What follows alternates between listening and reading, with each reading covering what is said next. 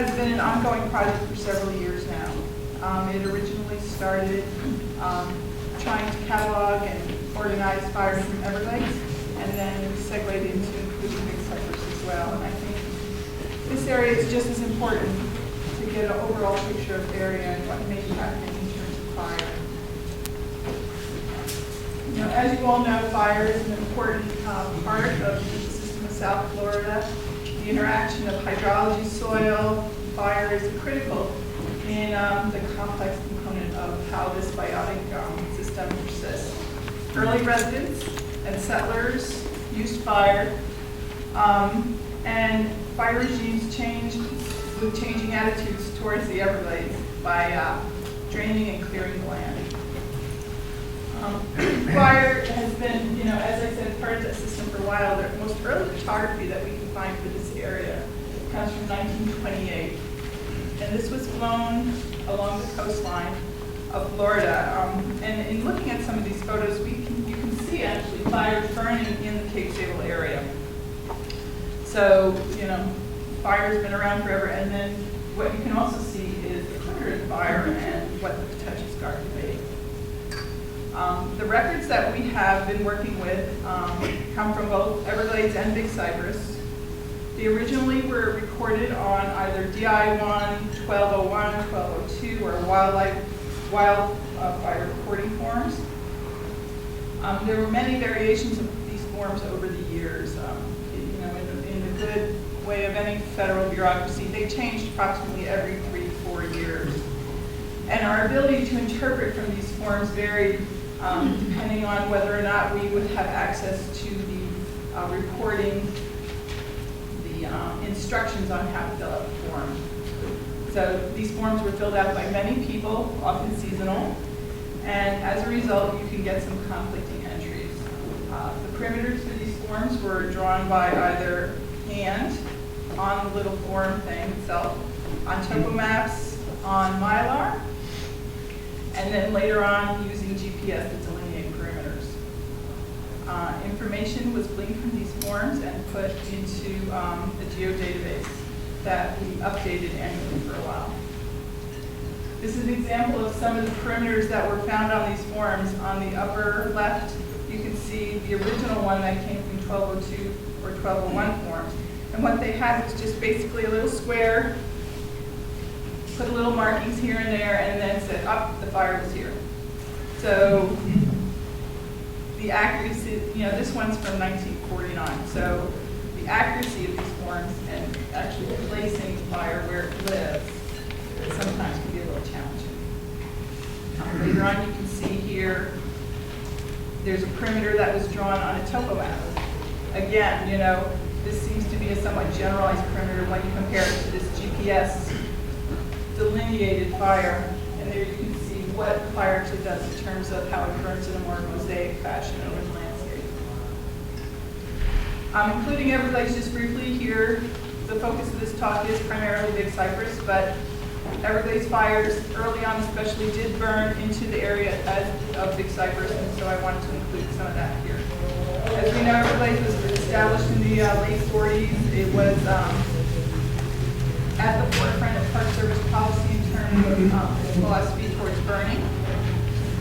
It was the first one to allow prescribed burns, and we also know that Robertson did note the effect of fire on different parts of Everglades, notably along Pine Key. The area burned for Everglades, we can see right here in light pink or light red. The areas outside of Everglades are noted in dark red. And as we can see, there's a fairly substantial portion of Big Cypress that was recorded for fires in Everglades records. Obviously, Big Cypress, established in 1974, fire program began here in 1978, and the first prescribed burn was noted in the records for 1978. For Big Cypress here, we have, as of 2010, there were 2,642 fires that have burned in the park, burning approximately, or depending on how good those perimeters are, 1,600,000 plus acres. In any given year, the lowest number of fires in any year since records have been taken is 24, and that was right in 1974. The largest number was 167. Okay, we also, in terms of fires for Big Cypress, delineated what burned inside and outside based on park records. And as you can see, the majority of the fires are recorded inside the perimeter of the park.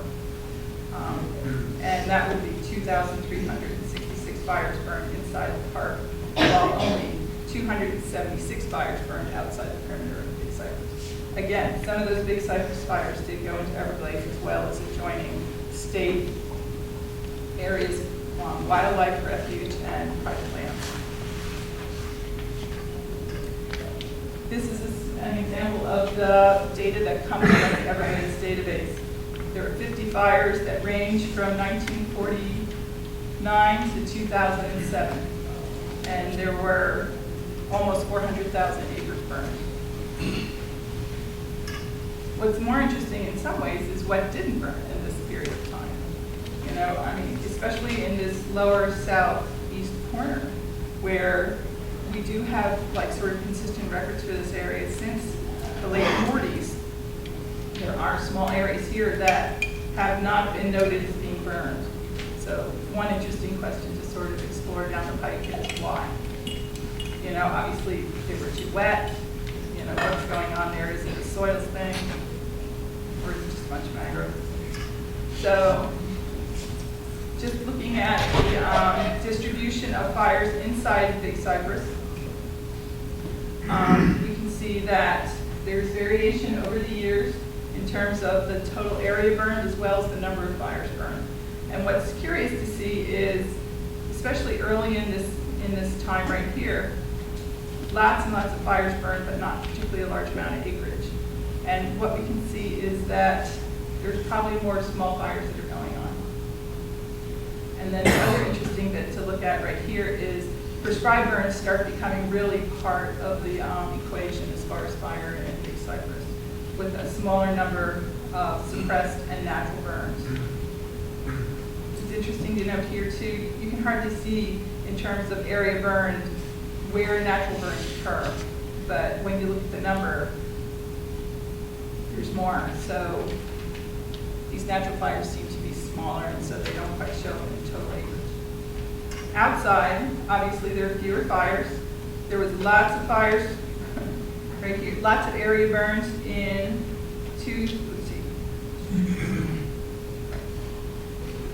1981, there was one big fire, and that's Turner 10. So you can see that generally there's lots of little fires that burn outside the park. Looking at a seasonal distribution of just the area burned over time, this is for all years clumped.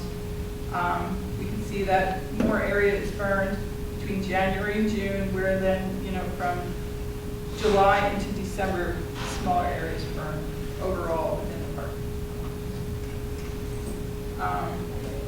Looking at it again from a monthly point of view, you can again see how the earlier part of the year tends to have more fires. And if we look down at the table below, you can see that for the first 6 months of the calendar year, the bulk of the fires are suppressed fires.